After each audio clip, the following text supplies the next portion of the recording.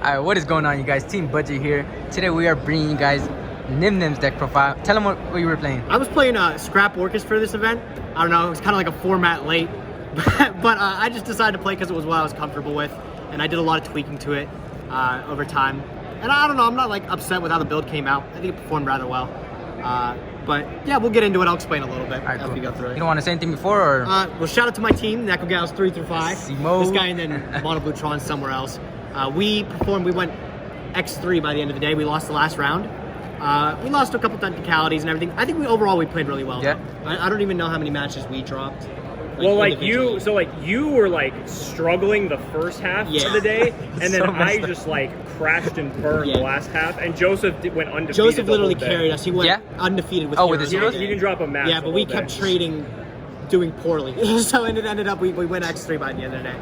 But I'm not upset. I think I had a great time, great team and everything. These guys what are matters. Awesome. So yeah, so we'll get into profiles. Cool. Pretty basic stuff. Free recycler. Thanks to Alex for letting me them. Golem, and then the O line. This is the basic scrap engine. You open this plus like any card you can set, and that's like Appaloosa plus full combo. So it's pretty good. I like this engine a lot.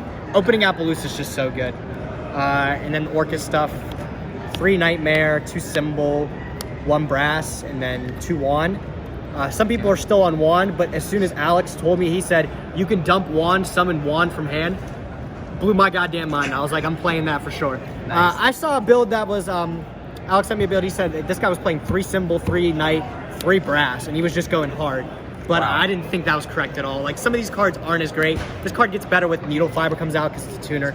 But altogether, I don't think the only thing I was set up with was Symbol Skeleton. Sometimes I would dump it off a Gizmek or banish off a Gizmek, and I'd only have 1 left.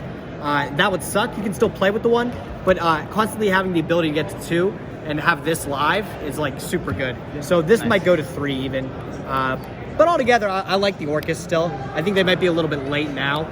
I just think there's better options to play now. But have you considered the Machina Fortress build? Machina Fortress. I think that's a hell of a card.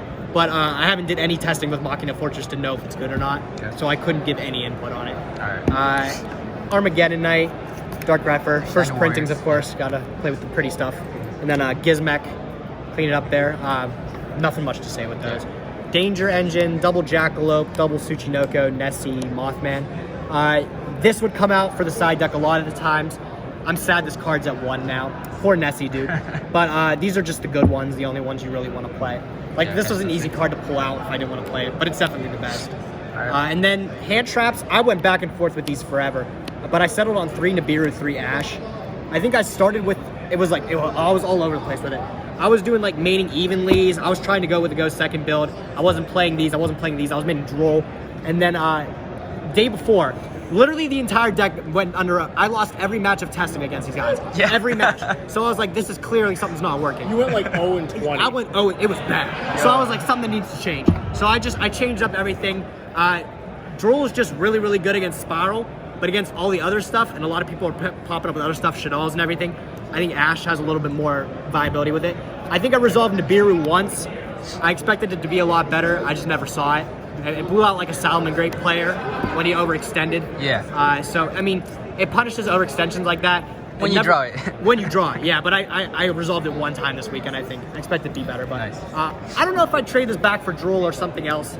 I think these cards are actually pretty good. This card like crushed people all weekend. I was not on it because like Spiral can just chain block this. Yeah. So I was like, oh, this card's like trash because everybody's gonna be playing Spiral. But I think after like the prior event, the Pro Play Tour and stuff, like everybody's just playing everything. Like it's all over the place. So I think this card's just a little bit better generically. That's the monster count. I think it's like 28 monsters, pretty heavy. Spells, you got the Babble, 3 Allure, 2 Return, 2 Instant Fusion, 1 of Rhoda, Reborn, Foolish. So why do you run Return at 2? I just like the Return. Like I don't play like a super heavy ORCUST build, but digging deeper into the deck to see the good cards matters a lot. Like a lot of the side deck times, I would want to just like try to get the cards out of my hand to dig the side deck cards, like because I side Summon Limit. So if I can see a card like Summon Limit, it's even better. Allure's better though because I play more darks like the Dangers, so it's a little bit wider. But this card's good too. The double Instant Fusion, I was bouncing between 2 and 3. But we settled on 2. I think I cut it back for space because this is a 40 card list just rounded. what was this before? We were like between evenly, I think. Yeah, I think it was like main evenly, and then we're just like, well, Winda's like a free win if you like get instant fusion in any way to ding Gearsu. So I wasn't like we were like, why aren't people just playing this? Because you get like Thousand Eyes, which is just it's another dude if you need it, but also like you can end on Winda. I think one of the a couple matches I ended on ding Winda, and it just straight up won the game because it's like that good. It's because like decks just don't have a good easy time outing Winda, and then Rhoda, Reborn, those cards are all mandatory. What board would you usually end on, anyways? The normal board you would end on would be like IP. It'd be IP and Appaloosa if you open up Scrap, which is pretty good, and then your graveyard's loaded with everything. You got Nightmare Symbol, and then the Babel. But that's like the best opening, and I don't know, it just gives you the most options playing against literally any deck. So I just like having options to play with because it gives me decisions to make. I may not make the right one, but it gives me decisions. But and then just the one trap, the Crescendo. That came out of the side a lot whenever I would not be going first. Cool. Extra deck. Field set, pretty sick. Nice. For the extra deck, 2 Ding. 2 Ding, okay. 2 Galatea. Some people are on 3. Yeah, I've never gone into 3. Literally every iteration I've played of this deck, which I haven't played a pure variant, maybe that's why, but every iteration I've played, I've never used 3 Galatea. It's never come up. So I use the extra space for something I actually want. Appaloosa, Boral Sword, Boros, Long Gearsu, Unicorn, Wyvern, IP, Barricade, Phoenix, and then the fusions is just Thousand Eyes and Winda. I actually legitimately think, looking at this, I used every card in this extra deck except maybe Barricade Ward Blocker. So like, I was really happy with this lineup. Like, there's nothing I think I could even squeeze in. Like, if I traded the Instant Fusion engine, this could be 2 other things. I think before I was playing Instant, it was like Borlow Dragon and something other random card, but it were 2 cards I never made. So I was like, I'd rather just play something that could be a broken extender or a free win. But yeah, altogether, this was super tight. Don't need the 3rd Galatea. Nice, okay. Yeah, really like it. This is also like the best shell, I feel like, for Boros. And like Boros literally like shits on like 80% of the decks right now. And like it's just so easy to just resolve it, and like all back row decks like lose instantly to it. And like a lot of like the regular decks are like also just lose to it because like it's so you can't like play around it. It's just like insane. There's some weird setups, like if you don't open the ORCUST combo. I think against the Shadal player, I ended up making this plus having like a Gizmek in graveyard so I could proc it. Yeah. We went into time and we lost, but that was just an interesting setup. I don't know how that match would have panned out, but just getting this and being able to have the proc, it's huge. Like there's no decks that can do that except really this efficiently. Yeah, and then when it comes back, it's when it comes back, it's beefy. It's Game 1, literally, I played against a mirror match. Oh my God. And this guy, I decked this guy out because we literally just kept trading Gizmex and Boroses. So I ended up decking him out. It was great. But yeah, this hell of a card. In the side deck, 3 Droll, 3 Twin, 2 Mind Control, 3 Dark Roller, 3 Summon Limit, and the Red Reboot. Again, every card in this was super tight too. Like, I think I literally sided every one of these cards just throughout the day. This straight up just decimated an Altergeist player. Poor guy. I just clobbered him with it.